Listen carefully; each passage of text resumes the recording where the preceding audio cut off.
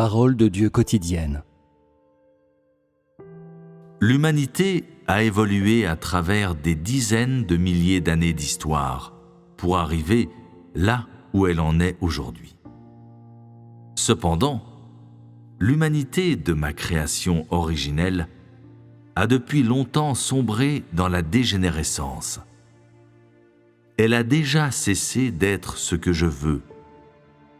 Et ainsi, l'humanité, telle qu'elle apparaît à mes yeux, ne mérite plus le nom d'humanité. Les hommes sont plutôt l'ordure de l'humanité que Satan a emmené en captivité, les cadavres ambulants pourris dans lesquels vit Satan et desquels il se vêt. Les gens ne croient pas du tout en mon existence et ils n'accueillent pas ma venue. L'humanité répond à mes demandes seulement à contre-cœur, y accédant temporairement, et ne partage pas sincèrement les joies et les peines de la vie avec moi. Puisque les gens me voient comme impénétrable, à contre-cœur, ils prétendent me sourire, adoptant une attitude de flatterie envers quelqu'un au pouvoir. C'est parce que les gens n'ont aucune connaissance de mon œuvre, encore moins de ma volonté dans le moment présent. Je serai honnête avec vous. Quand le jour viendra, la souffrance de toute personne qui m'adore sera plus facile à supporter que la vôtre. Le degré de votre foi en moi ne dépasse pas en réalité celui de Job. Même la foi des pharisiens juifs surpasse la vôtre. Et donc, si le jour de feu survient, votre souffrance sera plus grave que celle des pharisiens lorsque Jésus les a réprimandés, que celle des 250 chefs qui s'opposèrent à Moïse, et que celle de Sodome sous les flammes brûlantes de sa destruction. Quand Moïse frappa le rocher et que jaillit l'eau donnée par l'Éternel, c'était à cause de sa foi. Quand David a joué la lyre avec son cœur rempli de joie pour me louer, moi l'Éternel, c'était à cause de sa foi. Quand Job a perdu son bétail qui couvrait les montagnes et une quantité de richesses incalculables, et quand son corps s'est couvert d'un ulcère malin, c'était à cause de sa foi.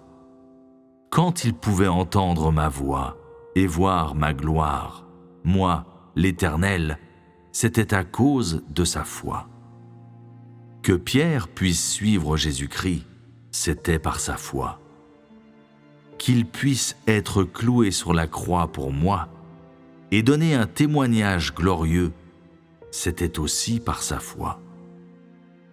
Quand Jean vit l'image glorieuse du Fils de l'homme, c'était par sa foi. Quand il vit la vision des derniers jours, c'était d'autant plus par sa foi. La raison pour laquelle les soi-disant multitudes des nations païennes ont obtenu ma révélation et sont parvenus à savoir que je suis revenu dans la chair pour faire mon œuvre parmi les hommes, c'est aussi à cause de leur foi. Tous ceux qui sont frappés de mes paroles dures et pourtant sont rassurés par elles et qui sont sauvés, n'y sont-ils pas arrivés à cause de leur foi?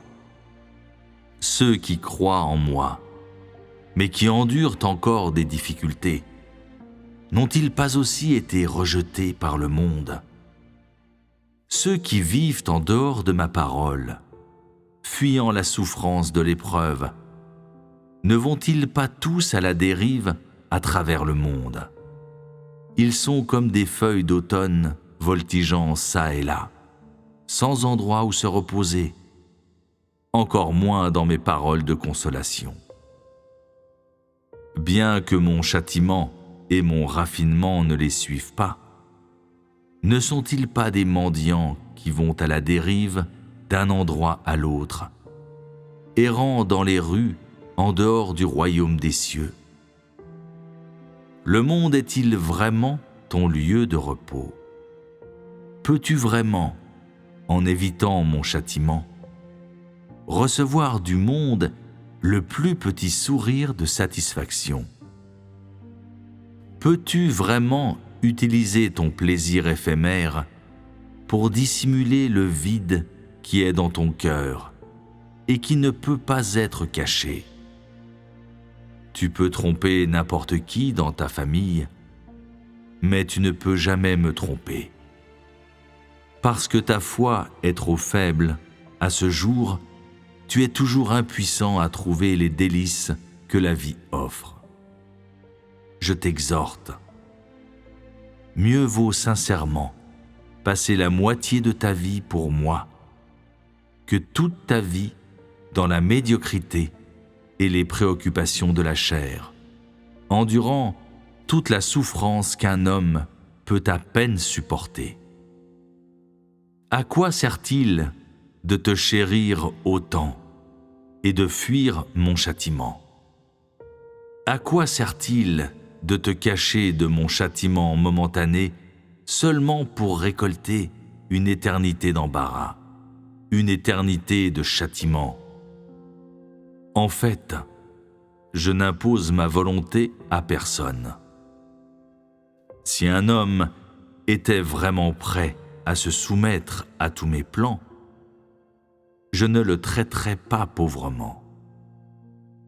Mais je requiers que tous les hommes croient en moi, tout comme Job a cru en moi, l'Éternel. Si votre foi dépasse celle de Thomas, alors votre foi atteindra ma recommandation.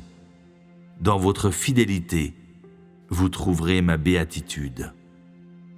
Et vous trouverez sûrement ma gloire dans vos jours. Cependant, les gens qui croient au monde et croient au diable ont endurci leur cœur, tout comme les masses de la ville de Sodome, avec des grains de sable portés par le vent dans leurs yeux et des offrandes du diable dans leur bouche, dont les esprits embrouillés ont été possédés il y a longtemps par le malin qui a usurpé le monde. Leurs pensées sont presque entièrement tombées captives du diable des temps anciens. Et ainsi, la foi des hommes a disparu avec le vent, et ils sont même incapables d'être attentifs à mon œuvre. Tout ce qu'ils peuvent faire, c'est d'effectuer une faible tentative d'adaptation ou d'analyse très grossière, parce qu'ils sont imprégnés depuis longtemps du poison de Satan.